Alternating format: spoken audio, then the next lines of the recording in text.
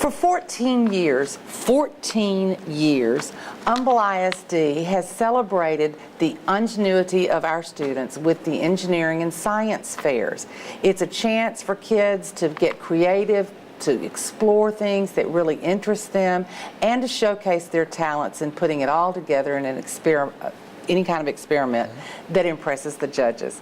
We are joined today by some future scientists and by our wonderful elementary science coordinator, Allison Pierce. Allison, we're glad you're with us. And with us today also are Emma Felsky, who is a Maplebrook second grader, and Marshall Hartung, who is a fourth grader at Willow Creek.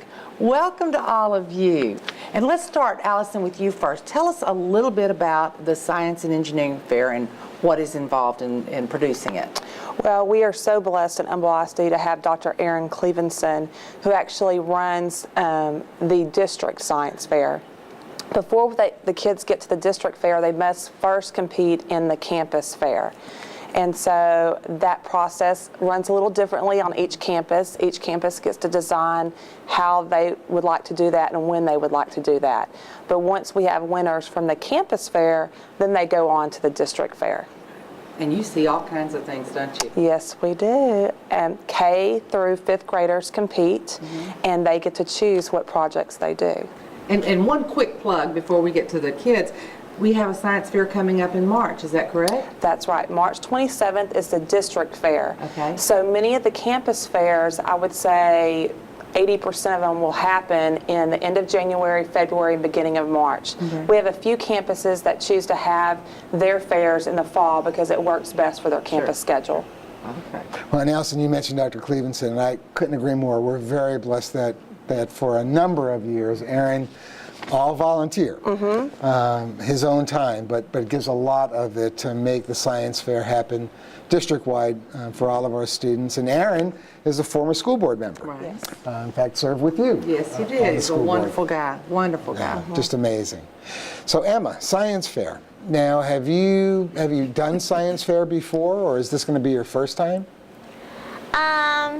I've done it in kindergarten also. Really? That was my second. Wow, that's really early. Emma's actually a winner. Seriously, you won science fair? Congratulations, that's great. What was your project?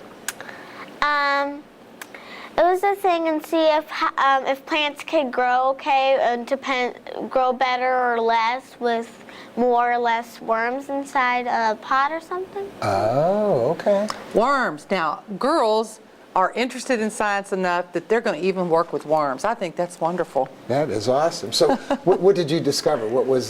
Did they grow better with worms or without worms? They grow better good with worms, but not with too many of them. And they grow better with at least some. Just some, okay. Wow. Great experiment. And Marshall, how about you? Well, my project was about how my bouncy ball set my dad's truck on fire. They set your dad's truck on fire? Not in big flames, just a little tiny mark, but yes. And how did you arrive at this discovery? Well, first, my mom and I went into a store. She bought me this bouncy ball. Right. We came back, and she went to go get something else, and I left it in my dad's truck, and it acted like a magnifying glass. The light came in through the window, got directed through the bouncy ball, and acted like a magnifying glass in my dad's truck. And did it ruin the upholstery? Well, it was a small dot, not in big orangey flames. So Dad was okay? Yes. Okay, good. Yeah. Dads don't like their trucks messed with, do they? No. That's kind of a sacred thing. We understand that. I totally understand that. Exactly. So what did you do your experiment on? The bouncy ball? I was wondering if I could do it again. And I eventually... Not right here, Marshall. No, okay. definitely not. Just checking. Yes. I was wondering if I could see if I can make another fire happen. Not a fire, just burn something.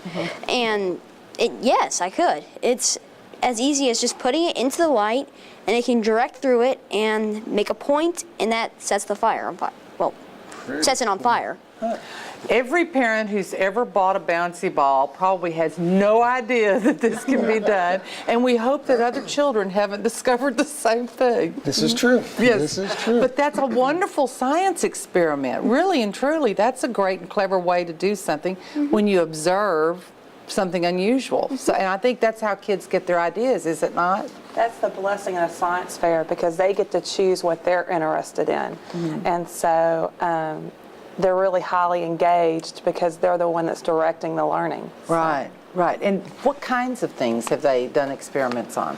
From bouncy balls to worms in pots, we see the gamut of experiments. Yeah. So it's really up to the students what they want to choose.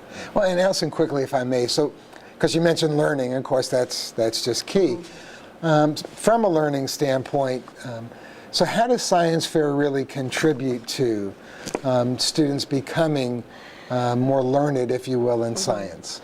Well, the learning that comes out of the science fair project is relevant, and we all know that when learning is relevant to students, that there is no, the horizons, there's no telling what that could lead to. So that's really the power of the science fair. Right. Awesome. Well, and for the kids, too, it makes science fun, doesn't it, to do Yes, it experiments? Does it make you want to learn more? Yes, it does. Absolutely. So, Emma, what is your project this year?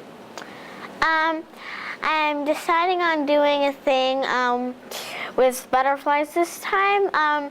Sometimes we're trying to see if butterflies like a certain color. We're going to get red sponges and purple sponges and put nectar in them and see if which one the butterflies like most. Oh, they're not colorblind? Do you think butterflies see colors? I don't know. You don't know? Well, But that's we'll a good find experiment. out You're going to about find it. out, yeah. That's right.